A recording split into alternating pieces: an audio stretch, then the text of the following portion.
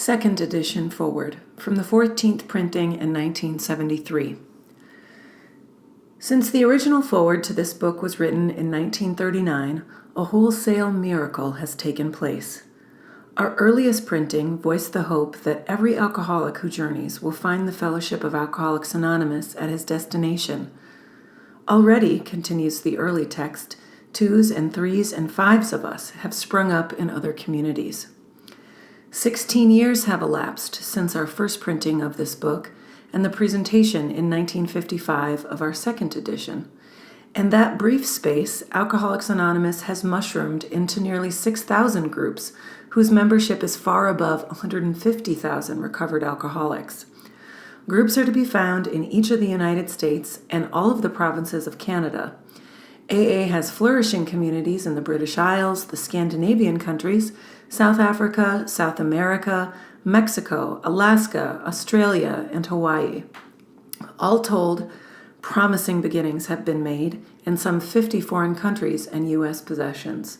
Some are just now taking shape in Asia. Many of our friends encourage us by saying that this is but a beginning, only the augury of a much larger future ahead. The spark that was to flare into the first AA group was struck in Akron, Ohio, in June 1935 during a talk between a New York stockbroker and an Akron physician. 6 months earlier, the broker had been relieved of his drink obsession by a sudden spiritual experience, following a meeting with an alcoholic friend who had been in contact with the Oxford groups of that day. He had also been greatly helped by the late Dr. William D. Silkworth, a New York specialist in alcoholism who is now accounted no less than a medical saint by AA members, and whose story of the early days of our society appears in the next pages. From this doctor, the broker had learned the grave nature of alcoholism. Though he could not accept all the tenets of the Oxford groups, he was convinced of the need for moral inventory, confession of personality defects, restitution to those harmed, helpfulness to others, and the necessity of belief and independence upon God. Prior to his journey to Akron, the broker had worked hard with many alcoholics on the theory that only an alcoholic could help an alcoholic, but he had succeeded only in keeping sober himself. The broker had gone to Akron on a business venture which had collapsed, leaving him greatly in fear that he might start drinking again. He suddenly realized that in order to save himself, he must carry his message to another alcoholic. That alcoholic turned out to be the Akron physician. This physician had repeatedly tried spiritual means to resolve his alcoholic dilemma, but had failed. But when the broker gave him Dr. Silkworth's description of alcoholism and its hopelessness, the physician began to pursue the spiritual remedy for his malady with a willingness he had never before been able to muster. He sobered, never to drink again up to the moment of his death in 1950. This seemed to prove that one alcoholic could affect another as no non-alcoholic could. It also indicated that strenuous work, one alcoholic with another, was vital to permanent recovery. Hence, the two men set to work almost frantically upon alcoholics arriving in the ward of the Akron City Hospital. Their very first case, a desperate one, recovered immediately and became AA number 3. He never had another drink. This work at Akron continued through the summer of 1935. There were many failures, but there was an occasional heartening success. When the broker returned to New York in the fall of 1935, the first AA group had actually been formed, though no one realized it at the time. A second small group promptly took shape at New York, to be followed in 1937 with the start of a third at Cleveland. Besides these, there were scattered alcoholics who had picked up the basic ideas in Akron or New York, who were trying to form groups in other cities. By late 1937, the number of members having substantial recovery time behind them was sufficient to convince the membership that a new light had entered the dark world of the alcoholic. It was now time, the struggling groups thought, to place their message and unique experience before the world. This determination bore fruit in the spring of 1939 by the publication of this volume. The membership had then reached about 100 men and women. The fledgling society, which had been nameless, now began to be called Alcoholics Anonymous from the title of its own book. The flying blind period ended, and AA entered a new phase of its pioneering time. With the appearance of the new book, a great deal began to happen. Dr. Harry Emerson Fosdick, the noted clergyman, received it with approval. In the fall of 1939, Fulton Arsler, then editor of Liberty, printed a piece in his magazine called Alcoholics and God. This brought a rush of 800 frantic inquiries into the little New York office, which meanwhile had been established. Each inquiry was painstakingly answered. Pamphlets and books were sent out. Businessmen traveling out of existing groups were referred to these prospective newcomers. New groups started up, and it was found, to the astonishment of everyone, that AA's message could be transmitted in the mail as well as by word of mouth. By the end of 1939, it was estimated that 800 alcoholics were on their way to recovery. In the spring of 1940, John D. Rockefeller Jr. gave a dinner for many of his friends, to which he invited AA members to tell their stories. News of this got on the world wires. Inquiries poured in again, and many people went to bookstores to get the book Alcoholics Anonymous. By March 1941, the membership had shot up to 2,000. Then Jack Alexander wrote a feature article in the Saturday Evening Post and placed such a compelling picture of AA before the general public that alcoholics in need of help really deluged us. By the close of 1941, AA numbered 8,000 members.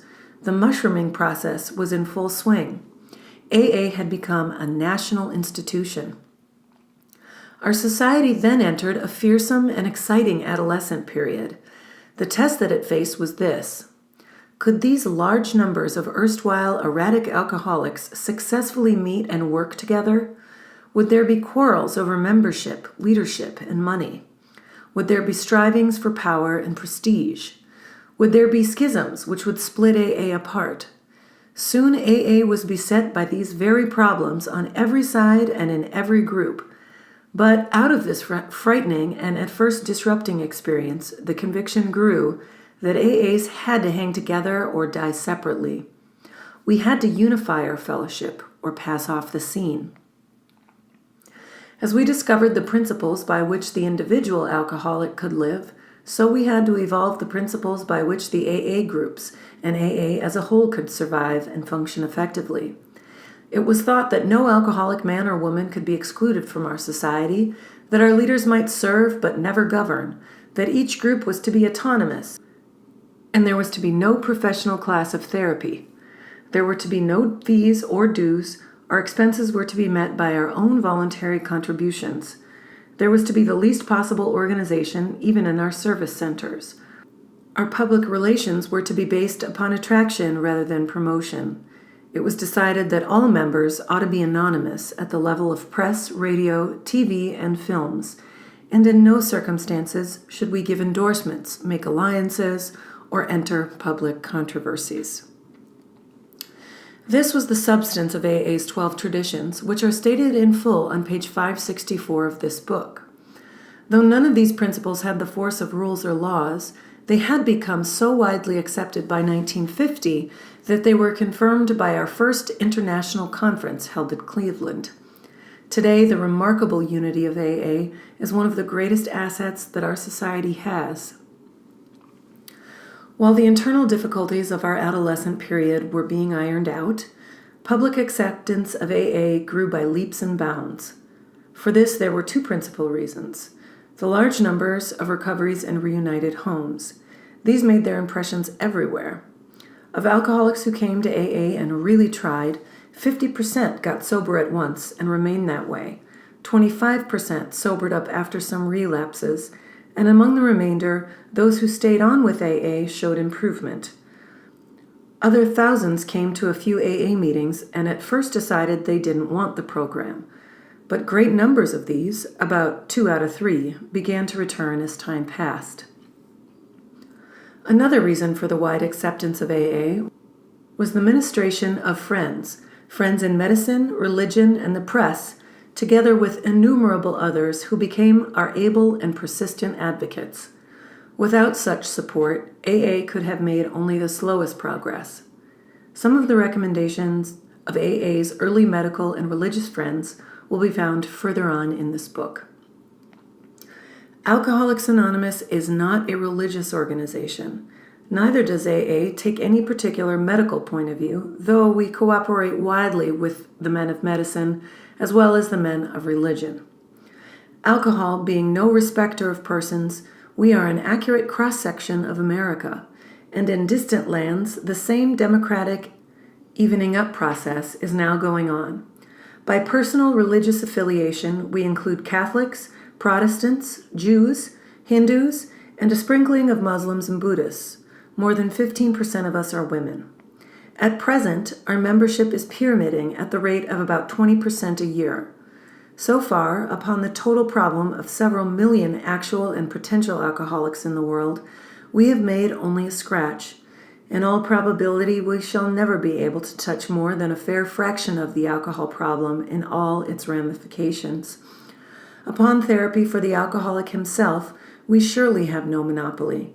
Yet it is our great hope that all those who have as yet found no answer may begin to find one in the pages of this book, and will presently join us on the high road to a new freedom.